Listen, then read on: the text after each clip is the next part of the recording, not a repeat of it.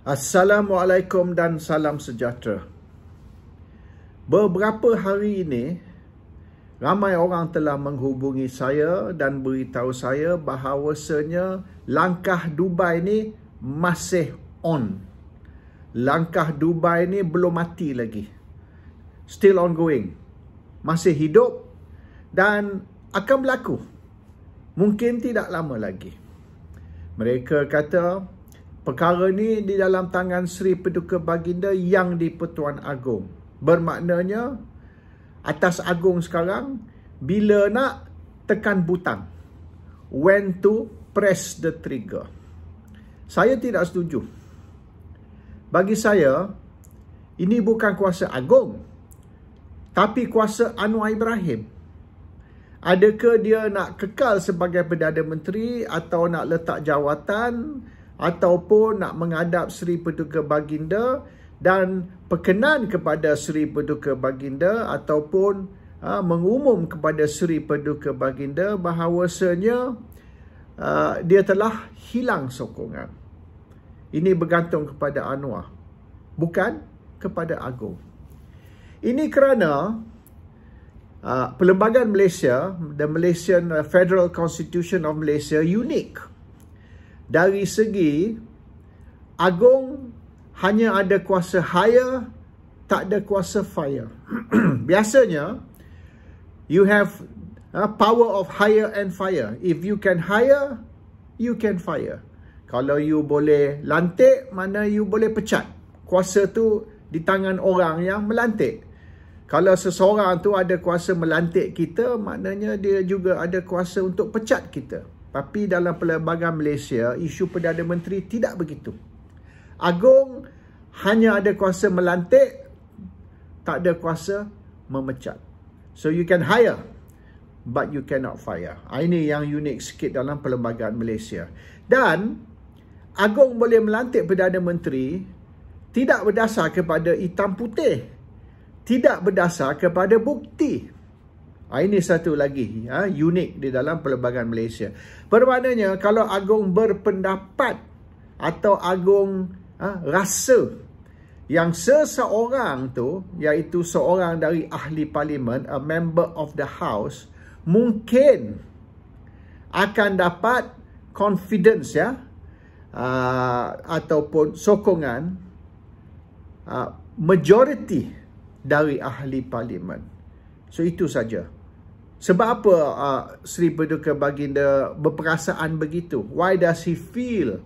Dia tidak payah justify, tidak perlu ada justifikasi. Cuma perasaan Agong, pendapat Agong, Agong's feeling lah, yang mungkinlah dari 222 ahli parlimen tersebut orang ni akan mungkin tidak garanti mungkin akan dapat sokongan majority. Jadi boleh lantik dia sebagai Perdana Menteri dan selepas tu Parlimen bersidang dan tanggungjawab Perdana Menteri yang baru ni mengekalkan dia punya majority support. Kalau tak dapat, maknanya dia perlu menghadap tuanku memohon kepada tuanku bahawasanya dia tidak lagi atau tidak berjaya, gagal mendapat sokongan majority, maknanya serah kepada Agong kalau dia nak lantik orang baru ke, ubah parlimen ke, or whatever the case may be. So itu yang unik sikit. Sebab tu Anwar jadi Perdana Menteri pada November 2022 bukan berdasar kepada hitam putih, bukan berdasar kepada bukti. Hanya Agong rasa yang mungkin Anwar ni mendapat majoriti oleh kerana parti dia telah menang 82 kerusi dan Ahmad Zahid Hamidi declare.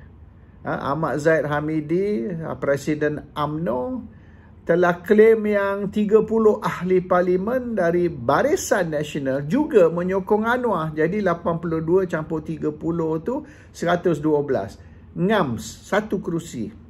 Satu kerusi ekstra untuk memberi Anwar majoriti dalam parlimen. Tapi tuanku nak jumpa semua 30 ahli parlimen, nak tanya seorang-seorang. Betul ke tidak? Sebab dengar cerita dari 30 separuh saja yang sokong Anwar, lagi separuh tak sokong Anwar.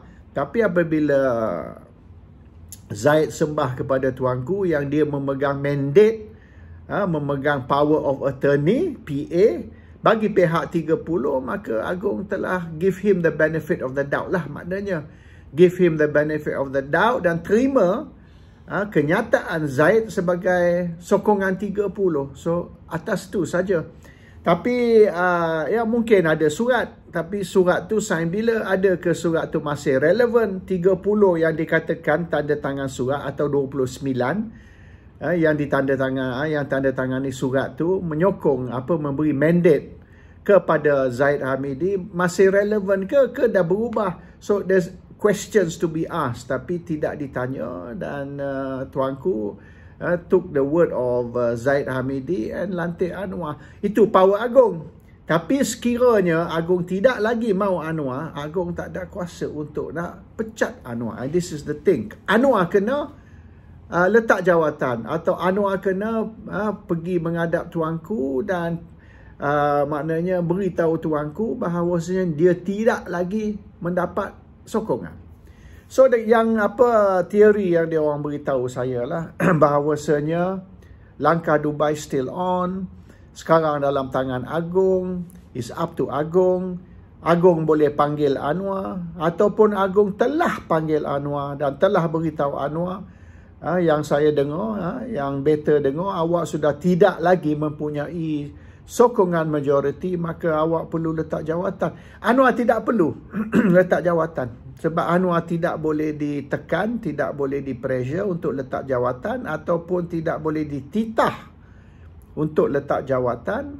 Dan kalau dititah pun, Tuanku Agong kata awak perlu letak jawatan, kalau Anwar dia ignore, Anwar tidak patuh, tidak mau dengar, there's nothing Agong can do. Ini yang masalah perlembagaan Malaysia, dan bagaimana Perdana Menteri tidak boleh ditekan atau dititah letak jawatan oleh Agong. Sebab Agong tidak ada kuasa untuk nak singkir ataupun nak pecat Perdana Menteri. So that's a reality lah. So the question is, betul ke tidak Anwar telah hilang majoriti? Maknanya perlu diuji di Parlimen. Ataupun 120 ahli Parlimen dari pembangkang, dari barisan, dari beberapa parti lain termasuk ahli Parlimen bebas, perlu adakan press conference, sidang akhbar, dan 120 orang di depan media, di depan orang ramai declare bahawasanya kami seramai 120 ahli Parlimen tidak menyokong Anwar sebagai Perdana Menteri. Dan apabila ni sudah diumum kepada publik, maka confirm. So Agong perlu panggil Anwar, kata jadi nampaknya press conference pagi ni atau press conference malam tu, sidang akhbar menunjukkan 120 orang tidak lagi menyokong awak sebagai Perdana Menteri.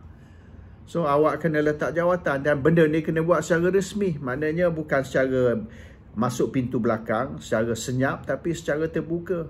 Umum bahawasanya Istana Negara keluar press statement, kenyataan akhbar bahawasanya Sri Paduka Baginda Yang di-Pertuan Agong telah titah Perdana Menteri menghadap oleh kerana mengikut kenyataan 120 ahli Parlimen, mereka tidak lagi sokong Anwar sebagai Perdana Menteri.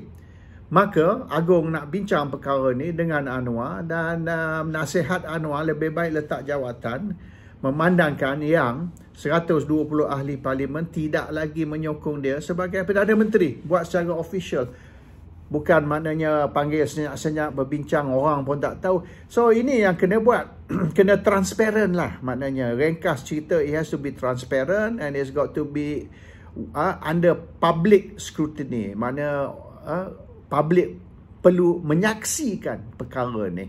Bukan makna bisik-bisik di dalam satu perjumpaan rahsia. So itu yang kena buat. Dan yang perlu juga kita ambil kira is sebab apa bulan Disember baru ni, semasa pembentangan budget tu lulus.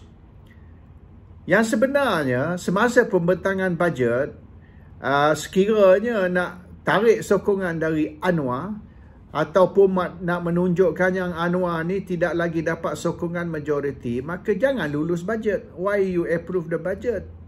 Jadi bila budget tu approve, ini menggambarkan yang Anwar masih mempunyai sokongan majoriti. Kalau budget tu macam hari ni Rishi Sunak bentang the new bill, the Rwanda agreement di parlimen, and this Rwanda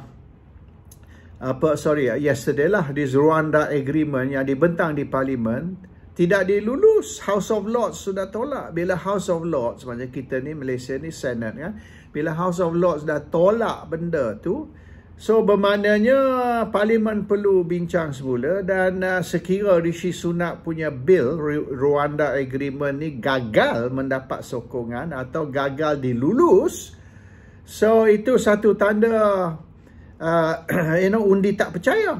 It's a no confidence vote for Rishi Sunak. Jadi memang Rishi Sunak pun sedang ditekan sekarang ni, and he seems to be losing his majority in parliament. Sebab tu pilihan raya yang sepatut bulan Mei ni ditangguh, going to be delayed, So itulah cara dia untuk nak menjatuhkan Anwar, iaitu undi tidak percaya di parlimen. Dan undi tidak percaya boleh juga dalam bentuk tidak meluluskan rang undang-undang ataupun tidak meluluskan budget.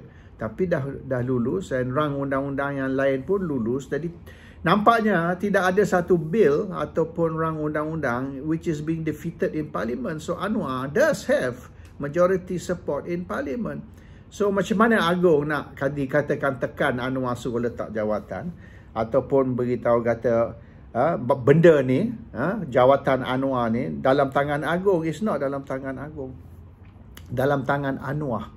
Anwar decides, Anwar menentukan yang dia kekal sebagai Perdana Menteri ataupun dia perlu letak jawatan. Dan sembah kepada tuanku yang dia tidak lagi mendapat sokongan majoriti. So tak tahulah, maybe ada banyak wishful thinking. Tapi perbahasan ataupun debate di dalam social media yang Anwar tidak lagi mendapat sokongan majoriti atau Anwar sudah hilang sokongan majoriti dan hanya tunggu masa saja. Tunggu masa untuk apa? Tunggu masa untuk Agong sack ataupun Agong pecat Anwar. Itu tidak akan berlaku. Agong tidak ada kuasa pecat Anwar. Dan sekiranya 120 ahli parlimen tersebut tidak secara terbuka menarik sokongan dari Anwar, maknanya Anwar ada sokongan majoriti. Sebab belum ada lagi mana-mana ahli parlimen yang tarik sokongan. Mungkin yang tarik sokongan ahli parlimen Perikatan Nasional. Tapi ahli parlimen Perikatan Nasional tu tinggal 60 berapa saja. 69, tak sampai 70. So 70 tu jauh dari 120 ataupun 112, And so we are short of berapa puluh ahli parlimen. Dan Sabah Sarawak mengumum mereka kekal menyokong Anwar. Sarawak bukan saja tidak mau tarik sokongan, tapi mereka tidak mau ambil alih sebagai Perdana Menteri. So situasi dia sekarang no change. No change dari November 2022. Tidak ada perubahan dari November 2022. Anwar masih Perdana Menteri, Anwar masih dapat sokongan majoriti. Agong tidak tidak ada any intention atau hasrat untuk memecat Anwar. Dan mengikut perlembagaan Agong tidak ada kuasa untuk memecat Anwar. So where do we go from here bila mereka kata langkah Dubai still on dan benda ni di dalam tangan Agong, dan up to Agong sekira nak bertindak atau tidak terhadap Anwar. Saya tak nampak hujah tu, argument tu sebagai satu argument yang relevan ataupun boleh diterima. Assalamualaikum, salam sejahtera.